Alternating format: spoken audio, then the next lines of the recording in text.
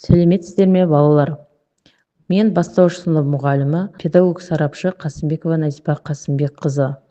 Бүгін математика сабағынан 4 саны және цифры, 4 санының құрамы туралы өтеміз. Сабағымыздың мақсаты бір таңбалы сандардың құрамын анықтаймыз, сан сәулесіне берілген нүктелердің бір-біріне қатысты орналасуын анықтаймыз. Балалар, суретке қараймыз. Бірінші тапсырма бойынша суретте қай заттар 4 түрттен берілген? Неше сөзін пайдаланып сұрақтар құрастыр. Неше бала бар? Дұрыс айтасыңдар, 4 бала бар. Неше асық бар? Дұрыс айтасыңдар, 4 асық бар. Енді неше машина бер бізде? Жарайсыңдар, 4 машина бер. Неше қыз бар? Дұрыс айтасыңдар, 4 қыз бар. Енді сол 4 қыздың қолында неше қуыршақ бар? Жарайсыңдар, 4 қуыршақ бар. Сол қыздардың қасында және неше кесе бар? 4 кесе бар. Дұрыс айтасыңдар, жарайсыңдар балалар. Екінші тапсырма бойынша асықтарды сана, сандарды сан сәулесіне көрсетіп, оларды салыстыр. Біздегі бірінші қатардағы асықтарды санаймыз. 1, 2, 3, 4. Демек, біздің жасыл асығымыз 4 екен. Енді екінші қатардағы қызыл асығымызды санаймыз. 1, 2, 3. Демек, ол асығымыз 3 екен. Енді бізде жасыл асығымыз 4. 4 асығымыз көп па? Жоқ, қызыл 3 асығымыз көп па? Жарайсыңдар, біздегі жасыл 4 асығымыз көп. Үшінші тапсырма бойынша асықтардың түсіне қарай санап қосамыз. 1, 2, 3. Жасыл асығымыз неше екен? Жасыл асығымыз 3. Жазамыз. Енді сары асығымыз 1. Демек, 3-ке 1-ді қосамыз. Тең 4 шығады. Келесі суретке қараймыз.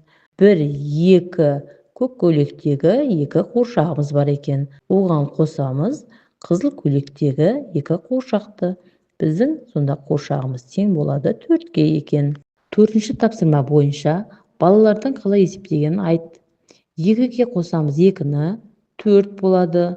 2-ге 1-ді қосамыз 3, оған қосамыз 1-ді, тең 4 болады. Демек, 2-ге 2-ні қоссақ та 4 болады екен.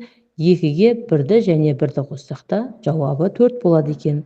Енді осы санды сандық сәуленің бойынан қосқанда 2-ге 1-ді қосамыз 3 болады, 3-ге 1-ді қосамыз 4 болады. Енді керісінше алғанда 4-тен 2-ні алсақ 2 қалады, 4-тен 1-ді аламыз, 3 қалады, 3-тен 1-ді алсақ 2 қалады. Енді сандық сәуленің бойынан осы бір сандарын азайтамыз. Демек, 4-тен 1-ді алсақ 3 қалады, 3-тен 1-ді азайтсақ 2 қалады екен. 1-ге 3-ті қоссақ 4 болады. 3-ті бір саннан қосқанда 1-ге 1-ді қосамыз 2 болады. 2-ге 1-ді қоссақ 3 болады. 3-ге 1-ді қоссақ 4 шығады екен. 1-ге 2-ні қоссақ 3 болады. 3-ге 1-ді қоссақ 4 болады. Демек, жауаптары 4 шығады екен.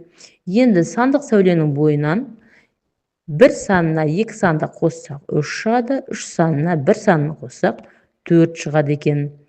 Енді кері амалын есептейміз. 4-тен 3-ті аламыз, 1 қалады.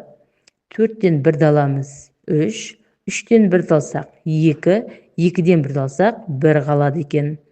4-тен 2-ні алсақ 2 қалады, 2-ден 1-ді алсақ 1 қалады екен. Сандық сәуленің бойында 4-тен 2 санды азайтамыз. 2 қалады, 2 саннан 1-ді азайтсақ 1 саны қалады екен.